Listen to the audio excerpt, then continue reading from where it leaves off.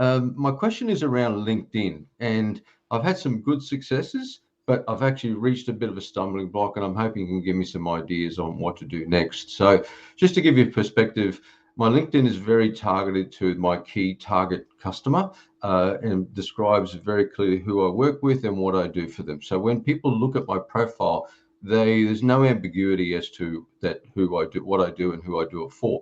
So the strategy I've adopted is that I've obviously targeted my core target market on LinkedIn. I send them a LinkedIn request with no message at all. They're obviously looking at my profile and then they're accepting the connection. So the good news is that it's actually getting a bit of traction. So I might send out 10 invitations and I'll probably get one, sometimes two back, and just click with the connect. So that's the good part. Here's my challenge. After that, I'm not getting any traction. Now, I've experimented, but typically I go about 4 days because I don't want to be like a vulture straight away. 4 days, I write them a quick message along the lines of... Well, hold on a minute. Hold on a minute, Sam. What content are they seeing of yours after they've connected with you? Well, nothing. Right. All they're doing is they've gone, I'm assuming, they don't know who's this guy. They go to my profile. They see that I work. So it's funny about that because somehow we think if someone accepts a connection, we're in business. Yep. That's maybe a baby step, yes, in the process. That's good. You have a connection, but it's still a very small flame in the process.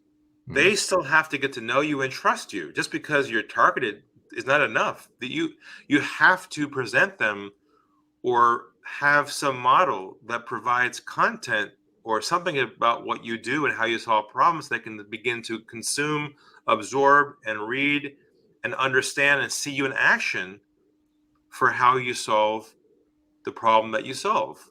So you need to start thinking about what can you do to show your contacts list that you're the authority in what you do. Because if you start to do that, then reach out to them, you'd have a higher likelihood of making that opening with them to want to talk to you.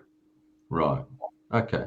So you're suggesting instead of the direct conversation, go post, show them what I do, that sort of thing, and then afterwards have an attempt to have a consultation. See, it's a big assumption just because they connected with you that they're going to jump from there to talk to you, which is very unlikely nowadays. Because, here's the reason why. Because everyone's doing what you're doing.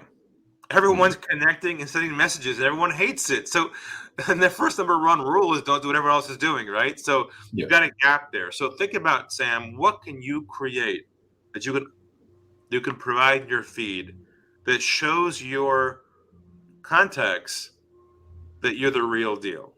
Right. You could interview one of your clients. You've helped them solve their problem and clip the video and put it up there.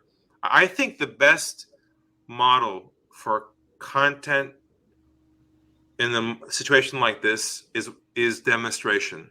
The demonstration of your capability. I mean, like our content is mostly clips like these showing how we solve problems, not just articles on general things. We have content, but something around the idea of demonstrating your power. And that's really, I think, the best way to go about it. All right. So what you're saying is don't engage in a conversation with them after they connect until they've seen some content and got an idea of what I do, how I do it, build a bit of trust in that regard, and then possibly engage with them a little while after that through the direct. Because you'll burn the lead if you reach out to them the first time without the content absorption, and then a reply back. You can't go back again. They're going to feel like you're annoying them. Yeah. Oh, that makes total sense, Ari. I knew you'd have the answer. I thought I'd stump you, but clearly not.